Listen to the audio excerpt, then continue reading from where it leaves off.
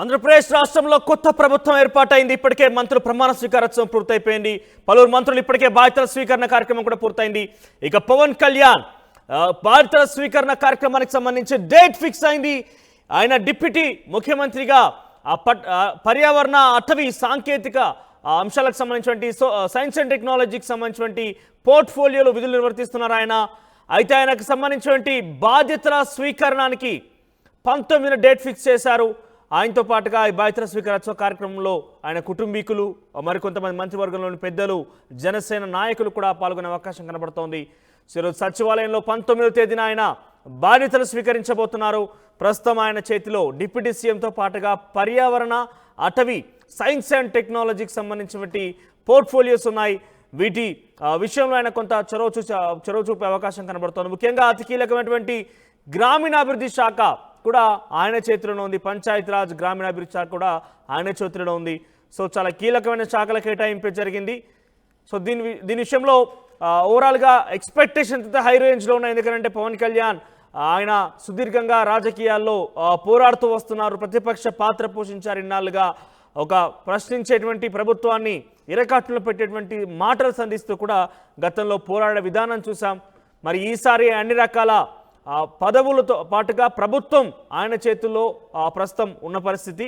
So Chandrababu Naidu, Pawan Kalyan ఇద్దరు కూడా ప్రస్తుతం ఆంధ్రప్రదేశ్ రాష్ట్రాన్ని ప్రక్షాళన చేస్తామంటూ కూడా చెప్పారు. అదే దిశగా ప్రయత్నాలు కూడా చంద్రబాబు ముఖ్యమంత్రిగా ఇప్పటికే ప్రారంభించేశారు.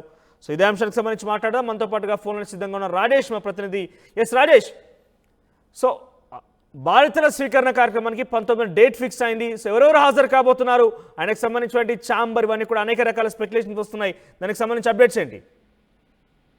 సచివాలయంలో ఎల్లుండి ఉదయం పవన్ కళ్యాణ్ పంచాయతీరాజ్, గ్రామీణాభివృద్ధి, గ్రామీణ నీటిపారుదల, అదేవిధంగా అటవీ పర్యావరణ శాఖ మంత్రిగా బాధ్యతలు తీసుకోబోతున్నారు. ఇంకా ఏ బ్లాక్ లో అనేది ఇంకా క్లారిటీ రాలేదు. ఈ రోజు సాయంత్రానికి ఏ బ్లాక్ లో అయినా బాధ్యతలు తీసుకుంటారు, ఛాంబర్ ఎక్కడ ఉంటుందనే దాని ఈ రోజు క్లారిటీ వచ్చే అవకాశం ఉంది. 2వ బ్లాక్ గానీ 5వ బ్లాక్ గానీ ఆయన ఛాంబరు కేటాయింపు చేసే అవకాశం అయితే కనబడుతుంది. ప్రస్తుతానికి పవన్ కళ్యాణ్ కుటుంబ సభ్యులతో సహా వచ్చి ఛాంబర్ ప్రారంభోత్సవ కార్యక్రమం పాల్గొంటారు.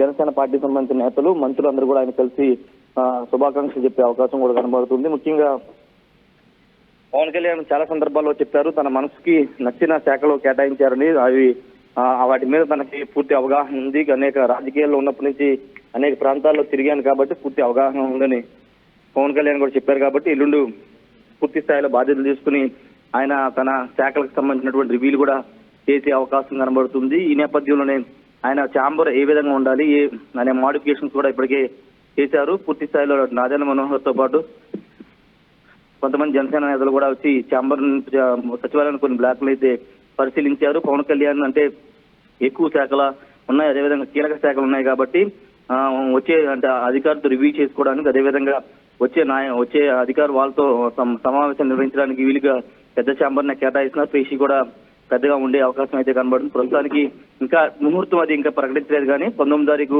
పవన్ కళ్యాణ్ బాధ్యతలు తీసుకుంటారు మాత్రం జనసేన వర్గాలు చెప్తున్నాయి. Manoj, thank you Rajesh, thank you for the updates. ఓవరాల్గా ఈ నెల 19న పవన్ కళ్యాణ్ బాధ్యతల స్వీకారం జరగబోతోంది. 19న ఆయన సచివాలయంలో తన ఛాంబర్లో బాధ్యతలు స్వీకరించబోతున్నారు. ప్రస్తుతం ఆయన చేతిలో పర్యావరణం, అటవీ, ఆ తర్వాత శాస్త్ర సాంకేతిక, గ్రామీణాభివృద్ధి, పంచాయతీరాజ్ శాఖలు ఉన్నాయి. డిప్యూటీ సీఎం కూడా కొనసాగుతున్నారు. సో ఇప్పటికే కొత్తగా ఏర్పడినటువంటి ఆంధ్రప్రదేశ్ మంత్రివర్గంలో దాదాపుగా చాలామంది మంత్రులు కూడా ఇప్పటికే ప్రమాణ స్వీకారం తర్వాత వెంటనే అందరూ కూడా బాధ్యతల స్వీకరణ జరిగిపోయింది. వాళ్ళకి సంబంధించి శాఖల వారీగా రివ్యూలు, దానికి సంబంధించి అధికారులతో కూడా మాట్లాడుతున్నారు. ఇక జనసేన అధినేత పవన్ కళ్యాణ్ ఎన్డీఏ కూటమిలో చాలా కీలక భాగస్వామిగా ఉన్నారు. దాంతోపాటుగా డిప్యూటీ సీఎం పదవి కూడా వరించింది. పర్యావరణ, అటవీ, శాస్త్ర సాంకేతిక, గ్రామీణాభివృద్ధి శాఖలు చాలా ఇంపార్టెంట్ పోర్ట్ఫోలియోసే ఆయనకి కేటాయించడం జరిగింది ఎన్డీఏ కూటమి ప్రభుత్వంలో. సో దీనిలో భాగంగా ఆయన 19న బాధ్యతల స్వీకరణోత్సవం జరగబోతోంది. అయితే బాధ్యతల స్వీకరణోత్సవ కార్యక్రమానికి మెగా ఫ్యామిలీలోని ప్రముఖులు, ఆ తర్వాత జనసేన పార్టీలను కీలకంగా వ్యవహరించిన నాయకులు, ఇన్ఫ్యాక్ట్ ముఖ్యమంత్రిగా చంద్రబాబు నాయుడు కూడా హాజరయ్యే అవకాశం ఉన్నట్టుగా జనసేన నాయకులు కూడా కొంత ఆశాభావం వ్యక్తం చేస్తున్నారు. సో ఏదేమైనా కూడా 19న బాధ్యతల స్వీకారోత్సవ కార్యక్రమం ఉండబోతుంది. ఆ తర్వాత ఎంత చురుగ్గా, ఎంత యాక్టివ్గా ఆ పోర్ట్ఫోలియోకి సంబంధించి అధికారులతో రివ్యూలు కావచ్చు, డెవలప్మెంట్ యాక్టివిటీస్ కావచ్చు, ఏ రకంగా చేయబోతున్నారో మరి చూడాల్సిన అవసరం అయితే ఉంది.